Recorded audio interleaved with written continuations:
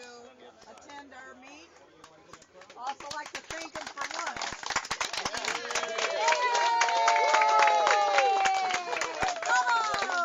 I've been cocaine myself all night making all that. Yes. For those of you that don't know, Dick started working with Hurst Performance in about 1966.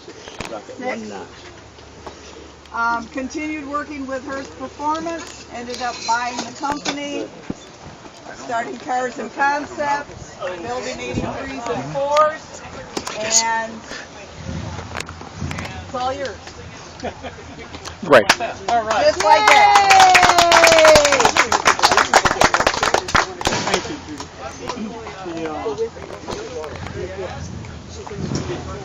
Good to be here with all you guys, and I was more than honored to have lunch with you guys and buy you lunch, because you guys have made Katie and my life very, very nice. Over the years of Cars and Concepts at Hurst, and having had the opportunity I had of, starting on an assembly line in 1960 down at Chevrolet Willow Run, and working there about 3 or 4 years and watching how cars get built and stuff like that, I went to work one day and I said, there's got to be something out there other than this, jumping out of 480 cars a day and pushing screws, there's got to be something else to do. And so I went to the personnel office and I quit.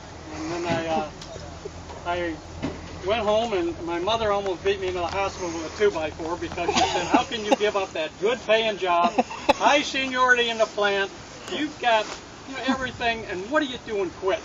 There's got to be something else up here, Mom, and I got to find it. And I was racing field dragsters at the time, and so I wanted to work for a performance company, and I found this company called Hurst down in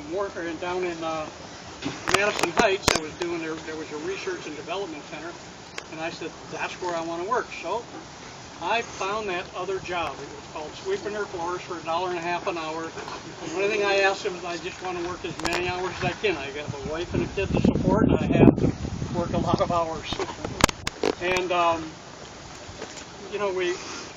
learned a lot at Chevrolet, and I took that to Hurst, and we started to get into some manufacturing of some vehicles. Actually, started doing New York City taxi cabs, actually in Madison Heights, and we were a dumb little thing. We were low on the back floors about 1.5 inches, and bending over a little flange on the door because New York City had written laws to preclude Chrysler from being able to sell cars in New York City for taxi cabs. And this was the modification it took to get them to be legal in New York City again. And we used to build, like, that first year, I think we built 3,500 cars. Well, it was great production to support all the money we were spending on research and design, because we were doing everything from the Summer Brothers 4-engine Chrysler national speed record car at 409 miles an hour. I think that record is still standing. And in the Hurst Agajanian Special with the Indy car that George Hurst and Agajanian came together on. And we also were creating this program with Oldsmobile called the Hurst Ferry Oldsmobile in 1966. And that was kind of the forerunner to everything. And I was by that time I had graduated from being a floor sweeper to being a mechanic. And I was more than happy to do that. And my responsibility was the front engine on that Hurst Ferry Oldsmobile, because that's the one every time this car would launch, it would raise the front tires, the tires would go into freewheel, and the engine would explode. And so, that was the one that I always had to put that motor back together before the next round.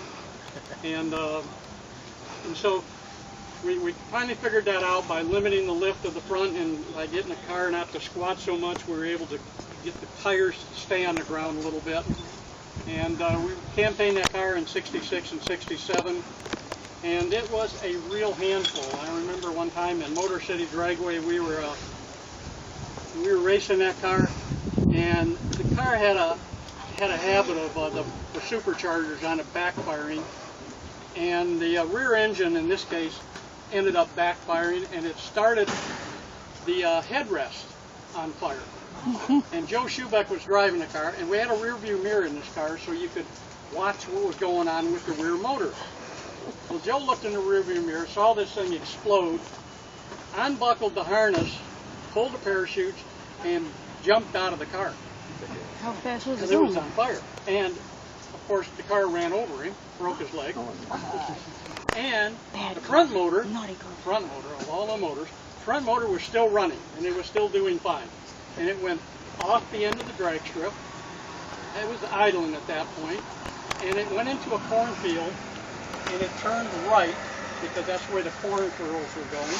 So it started following these corn furrows down, and by this time, all of us guys were chasing it.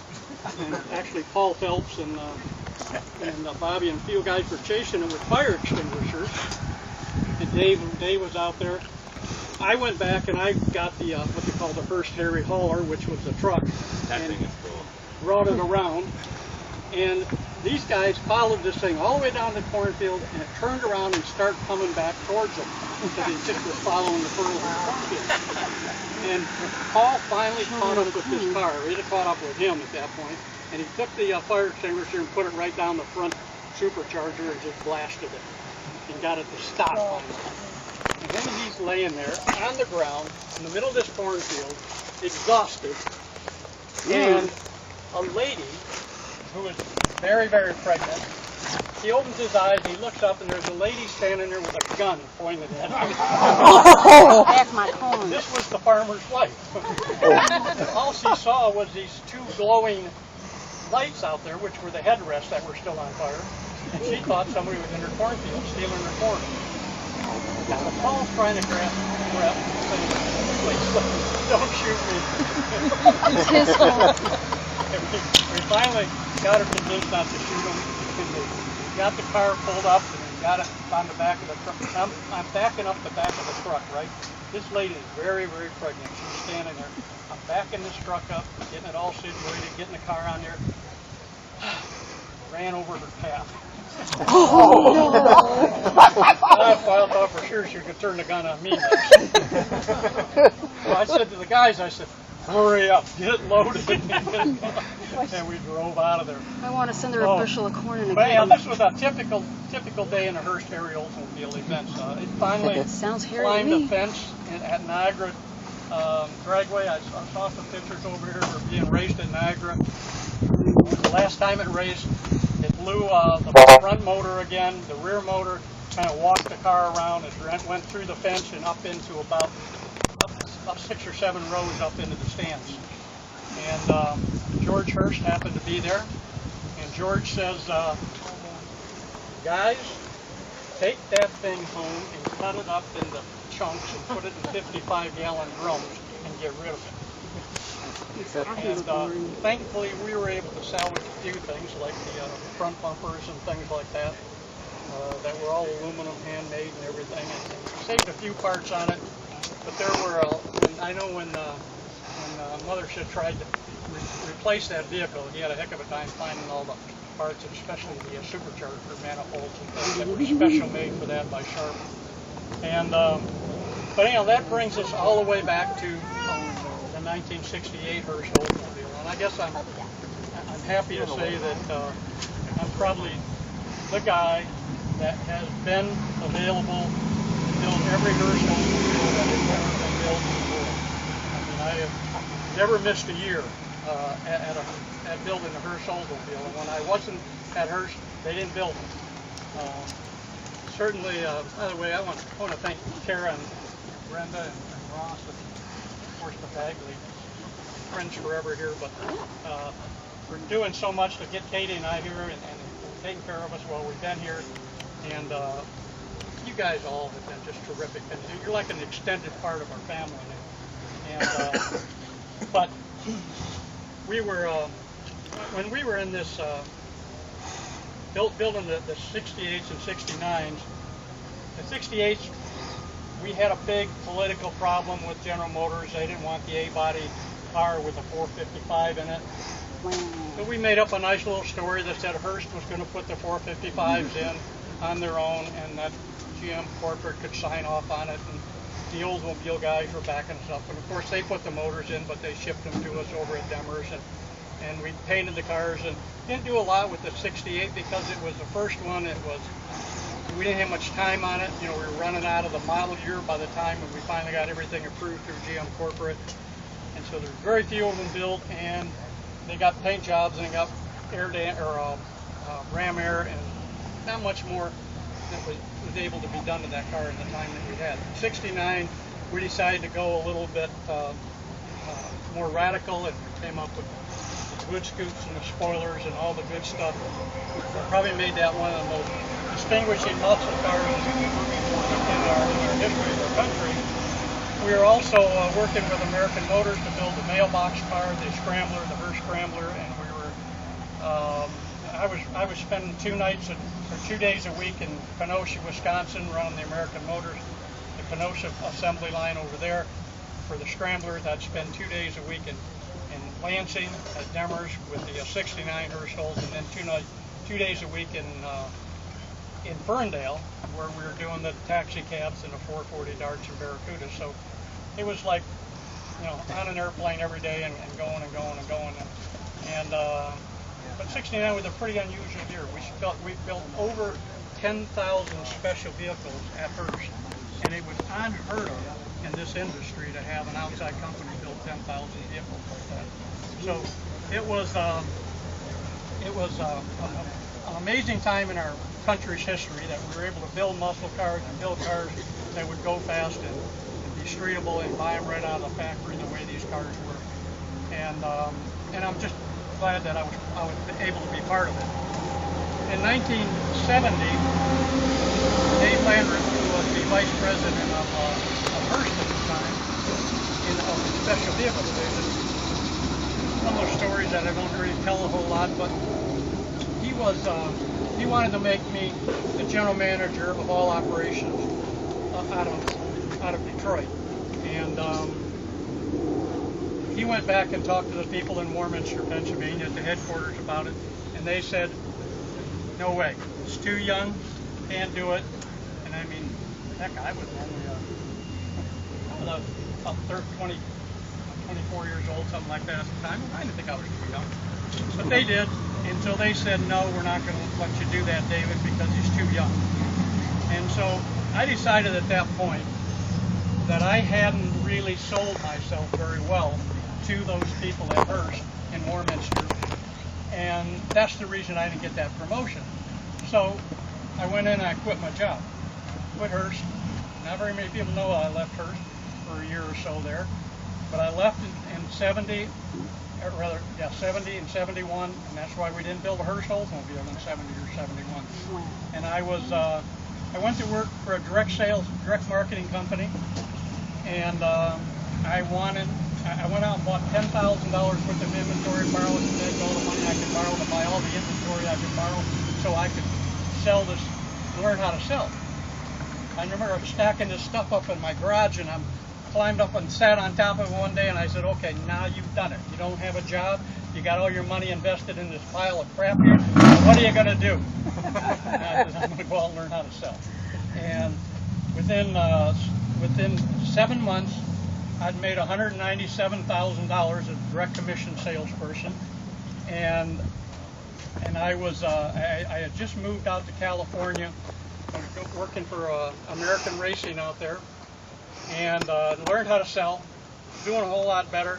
And Dave Landreth came along, and he had just delivered a car out to Shirley Shahan out there, an old drag racer friend of ours. And he came by my apartment and he said, Dick, he says, I'm going to go back and we're going to build a 72 Hurst Old. And he says, you got to come back with me.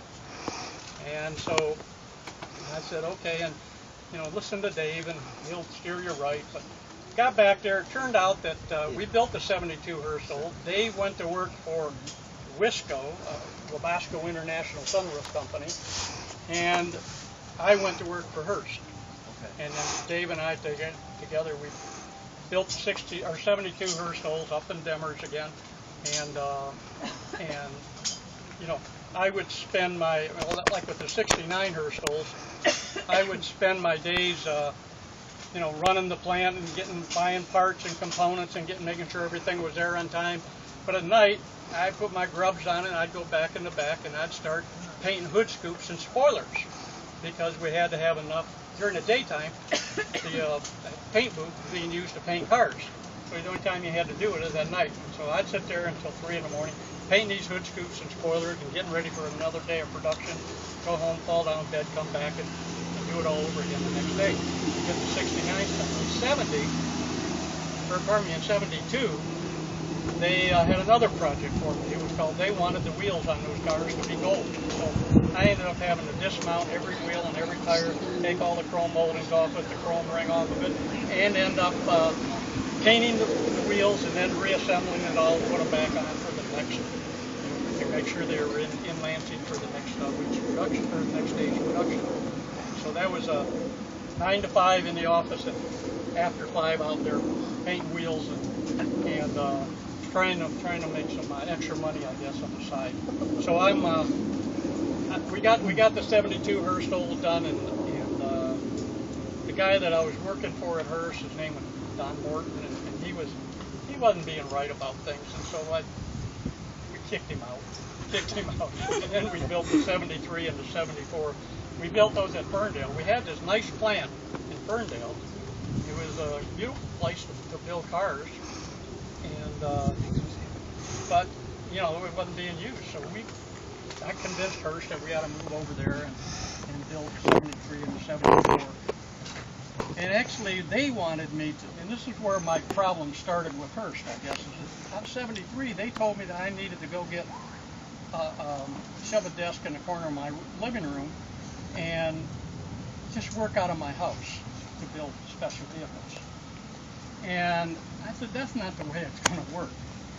And so I convinced them to let me have this little office, because they had sold the building down in Ferndale. They had sold that to Wisco. And so I convinced them to let me have a little office in Walt Phillips' building. Walt is a guy that did a lot of the hood scoops for the later cars, for the 74s and 73s and 75s. And so I worked in his office until we got the 74 project, and then at that point I moved Hurst out to Brighton, which is where I lived. That was my home. So I wanted to move it closer to home, and so we moved it there, and we did the 74 to 75 Hurst over to Brighton. In 76, we built the prototype. We'd taken it up to the local building, and made all the presentations, and we were ready to go on a 76 Hurst old. But I had made a phone call to Hurst again, and I said to Hurst, I said, I'm working on a conference table, and I want to buy a desk because I like to use a conference table for conferences. And the president of Hurst, a guy named Bill Kay at the time, just went off the wall and said, you know, you got to be satisfied with what you have. It's good enough. You don't need any desk. Well, I'd already bought the desk. So my next question to him was, can I go on a vacation? I'm going to go on vacation. And I went down to a little place called Otis Reels in Jamaica, and I sat there on a beach for 2 weeks, and I wrote out a 1-year, a 3-year, a 5-year, a 10-year, and a 15-year plan for a new company that I wanted to start called Cars and Concepts. At that time, I thought the name was going to be Special Vehicles Inc., but couldn't get that name. So about 2 weeks after I started the company, we changed the name to Cars and Concepts.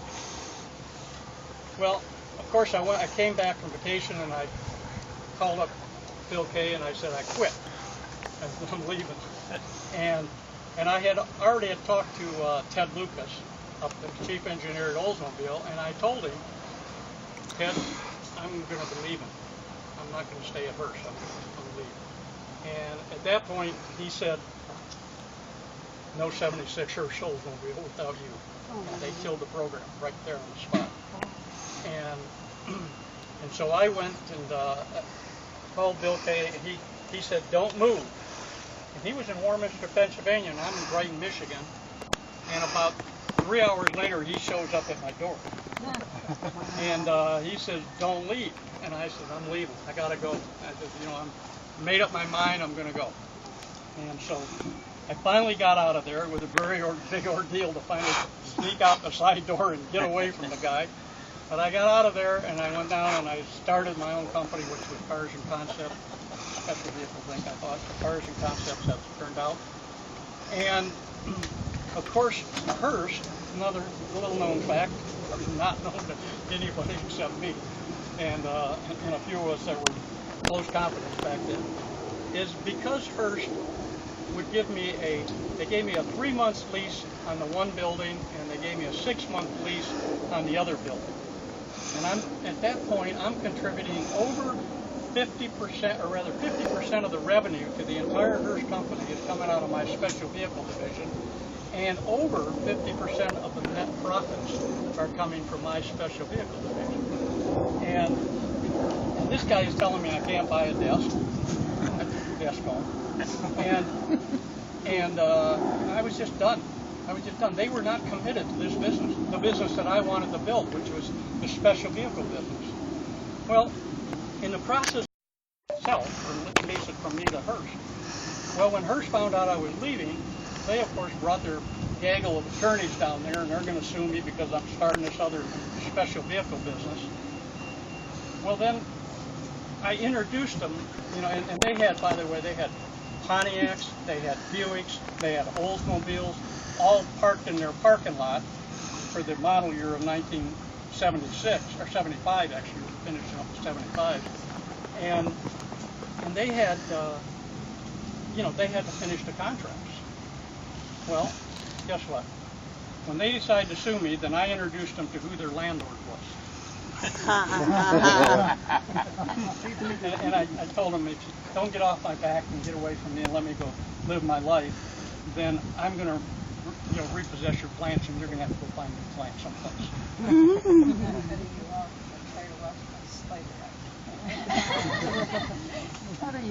My best friend. Yeah. We have mostly. So anyhow, we introduced them to their new landlord, and they got their attorneys to go home, and that was the end of Hurst, and especially the end of Hurst. They continued to try to stay in the special vehicle business for a few years, failed miserably at it. I ended up in 1981 going back and buying the entire Hurst company. I love the company Hurst. I just didn't like the management. Okay, was an undertaker. What did he know about cars? And so I just didn't like their commitment to the business, and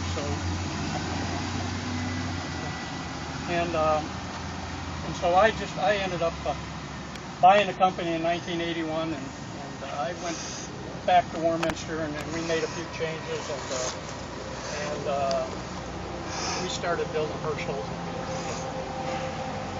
And that got us started with what we call the second generation of the Hurst Oldsmobiles. And I got to apologize to the owners of some of those cars that bought them brand new, because we did put $100 in the price of that conversion for each one of those cars. Because then, the production numbers had come up dramatically. We were up into the 2,500 numbers for building them. And by putting $100 a car in there, it gave us $250,000 so that we could go out and sponsor Warren Johnson and Joey Amato in the drag races. And we also built an engine for Oldsmobile. Literally, we cast a block and a heads. The block used all Chevrolet components as far as crankshafts, pistons, and camshafts and things. And the heads were so good the way we cast them. It would normally take you about $20,000 to take a set of heads. By the time you ported and polished and made them make the kind of horsepower the Pro stock needed, it cost you about $20,000 for a set of heads. Well, we were able to cast these heads for about $1,000. So, and the block was, I think, $1,500, so it was about $3,500, and you were ready to go with a real race motor that Warren Johnson set the mile-an-hour speeds and ET speeds with for years in that program. But we did have to charge that extra $100, but I always felt that any Hurst Olds owner that paid that extra $100 probably made that $100 on resale value. And it's more true today than ever. But it really gave us a great racing program, and it gave us a great platform to go out there and win some drag races with the Hurst Oldsmobiles. And one of the dumbest things in my life that I've ever seen is an Oldsmobile. When General Motors decided to stop making Oldsmobiles. They were building Buicks and they were building Pontiacs. I mean, these cars were crap. Oldsmobiles were real cars. They were built in 1903. This was a real car company. And to think they were going to give this one up so they could go start a bunch of new dealerships for Saturn. Yeah. Which they ended up losing to. And crazy what they were doing. And of course it was all their bean counters. You know, there used to be more competition between Oldsmobile, Pontiac, and Buick in this industry than there was between Chevrolet and Ford. When Pontiac had their motors and Chevrolet, or rather Oldsmobile had theirs and Buick had theirs, that's where the competition was, and that's why General Motors had 66% of the automobile business in the world. It was doing great because of the inner competition that was doing it. And they decided that the bean counter, and you know, Roger Smith, the chairman of General Motors, he decided, well, let's put Chevrolet motors in all these cars. Of course, he got sued for doing that, but they ended up destroying the competition. Oldsmobile ended up being a company that was smaller than Cars and Concepts. They had about 850 employees. We had 1,200. And it was just the dumbest thing I've ever seen happen in my life as far as automobiles go and automobile management. And they made all the wrong calls. But God bless them, they did it. And our next adventure is in Belize. So we're going to Belize. We found a country that we can go to. And it's like the United States was many, many years ago. And Katie and I went there, we saw this place, and we talked to some people. We spent a couple of weeks there, and we've been down there a few times since. This place is it just reeked. You know, maybe you had to experience it one time in your life to see it, but it just reeked of a thing called opportunity and freedom. The opportunity to have an idea and create something new and build it and create jobs and put people to work like it used to be in this country before the liberals and progressives got a hold of it. No political speech. Don't say a word about Republicans or Democrats. Progressives. So, that's why I bring her around. I keep her always in the front row. She always smiles at me, keeps me. People from Mexico come up here and get you got a great smile, and that's a remind me of Katie.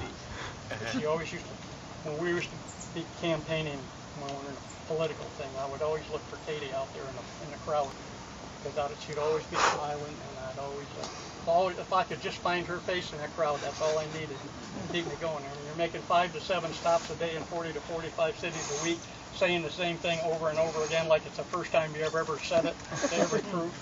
That is tough work, guys. That is a job that I wouldn't wish on anybody. But no, listening to it was tougher. Ouch! Listening to it and hearing it. Yep.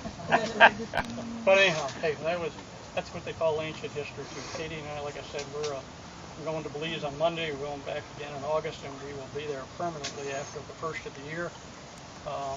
And we are going to build the first hydrogen-powered 1 megawatt generator in the history of the world. And we are going to generate all the power for the country of Belize within 3 years. And we're very excited about that because it's the first time it's ever been done. And I'll tell you what, if we can do this, and we can do it in Belize, with this system we've come up with, we know that we can take this same system, and it's only 6 inches in diameter, only a foot high, and it has 7 processes that go through for harmonics, separating water into hydrogen and oxygen gas. So you have hydrogen on demand, and this thing produces 56 liters of hydrogen a minute. And with that system, if we can put that in a vehicle, we can take a vehicle and you can go 3,000 miles in that car on 12 gallons of water. Belize is like a small area. We have like these things called Come how on, would that see ever us work and in a believe. country like, you know, full of lobbyists and We will. stuff? You mentioned about the 70s. Be like Tucker. 79s? Have them in key to go get another chip. They'll buy it and bury it.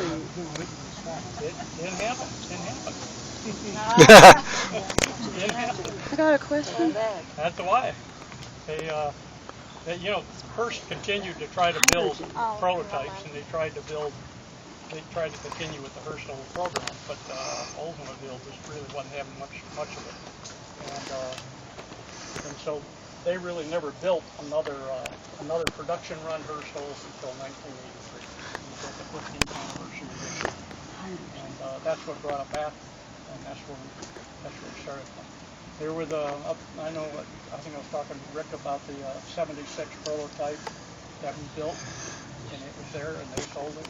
You know, I'm sure Hurst ended up buying that car back. They took it back to Warminster, Pennsylvania, and gave it to one of their executives to drive, and I'm sure that's where Rick found it, back in that area.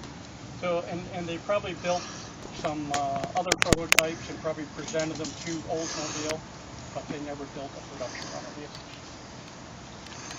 People tend to call the 70 Hurst Old or the 70 Rally 350 the Hurst Old. What was Hurst involved in the Rally 350? Much of anything? None at all. They, Oldsmobile, you know, by that time they had got the GM corporate people to allow them to put the 455 in the A-body car, and that's what they come up with the W30, and they thought they could do it all without Hurst. And I wasn't there anyhow, so it didn't matter.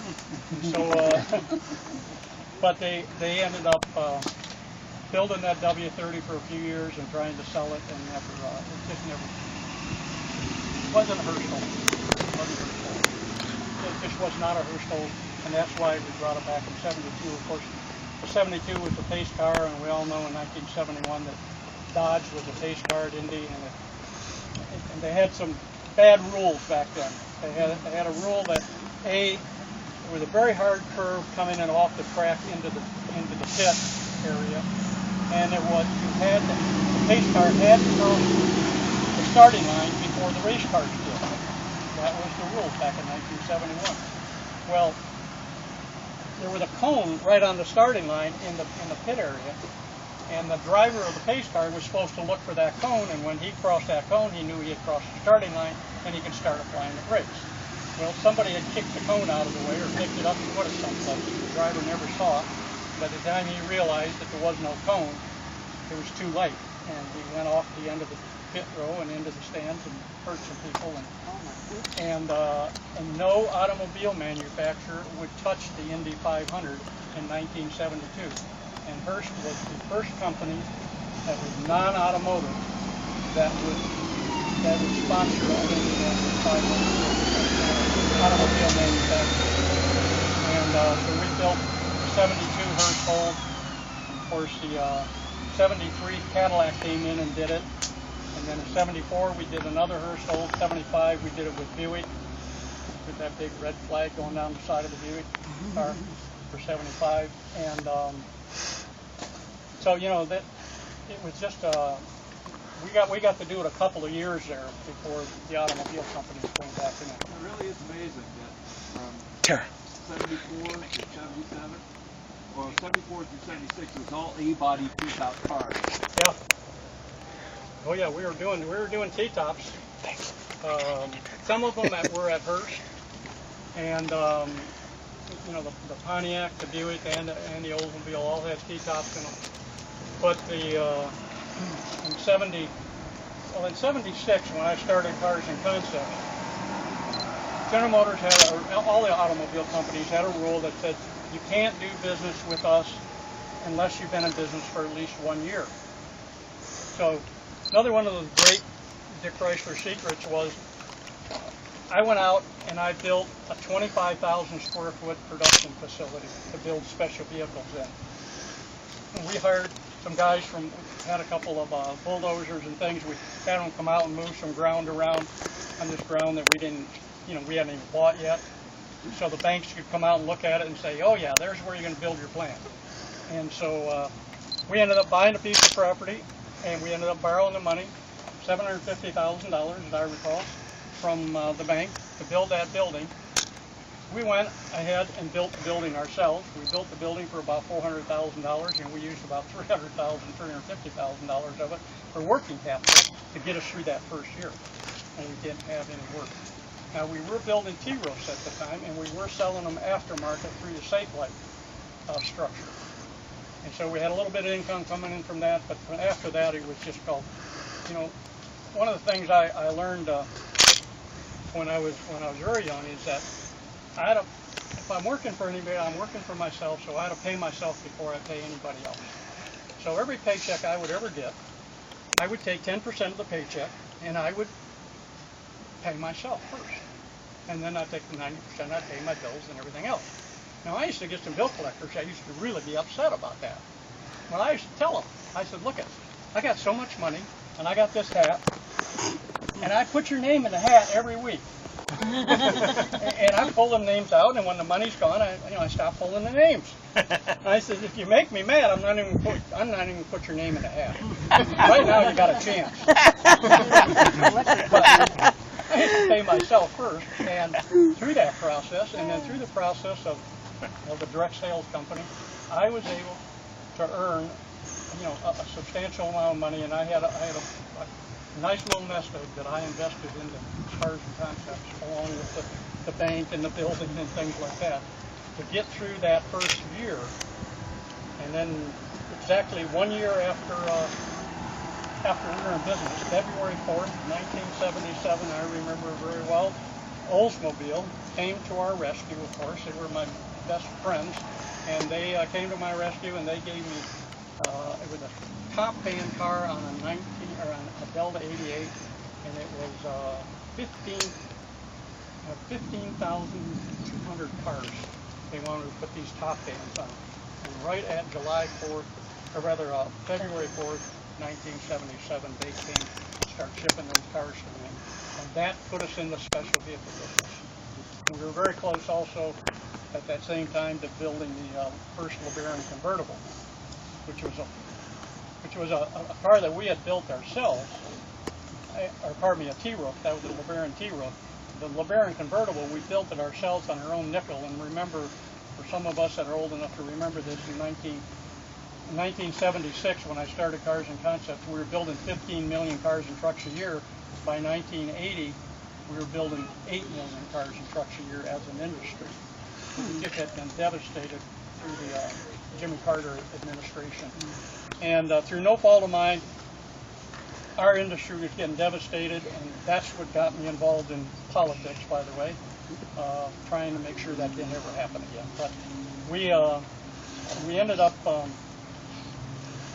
going through that process and watching this industry get destroyed. So we built this car, the LeBaron convertible, and we took it down, parked it in Lee Iacocca's parking spot, and about 10:30, 11 o'clock at night, he came out, and I'm sitting there waiting for him, and he's saying, okay, Dick, what do you got here? And I said, we built this LeBaron convertible, and he said, we'd like you to take a look at it. He says, can I get 14,500 of them before the end of May? This was like in, January. And I said, yeah, we can do that. I really liked it. And that was the easy part. It was about a month, maybe 3 weeks or a month later, when Phil Caldwell, who was the president or the chairman of the board of Ford Motor Company, came literally to my office in Brighton, sat down with me and said to me, we'd like to build a Mustang convertible. It was especially a lot of money to somebody in the automobile industry that had been devastated at that point. And he said, because we would like to have our convertible before Lee Iacocca gets his. That was the hiccup. And I said, can't do it. Can't do it. Can't good conscience take your money and promise you that. I've already committed to Chrysler, and I'm going to do that. So it turned out we got the Mustang convertible. We were already doing their T-roofs, and we still got the job, thankfully. We didn't get the $1 million bonus, but we started introducing the convertible, and by 1986, when I sold Cars and Concepts to my employees that had helped me build it over the 10 years, they deserve to make some money off of it, and I sold it to them, and they, like at that point, we were building 60% of all the convertibles that were built in the world at Cars and Concepts, and we had a great company. We also ended up selling Hurst that year in 1986 to Mr. Gaskin. And and I ended up running for governor in 1986, and we went out and made our 5 to 7 stops a day in 40 to 45 cities a week for a solid year. Lost the election by 60,000 votes in a state of 6 million voters. Went to school and learned a lot. And ended up serving in the United States Congress in the 104th Congress, which was the good one. And one that we were able to balance some budgets and get the country's finances under control and actually run surpluses in this country for a number of years. And you know, we had about 1,252 votes in that first 100 days, as compared to 256 votes in any 2-year period previous to that. So we got a lot done, and we made a lot of changes. And I think the transition from being the business person to being in politics. We spent 10 years at Hurst. We spent 10 years at Cars and Concept. We spent 10 years in politics, and we have now spent 10 years in Naples. And God willing, the creek don't rise, we'd like to spend 10 more years in Belize. Thank you.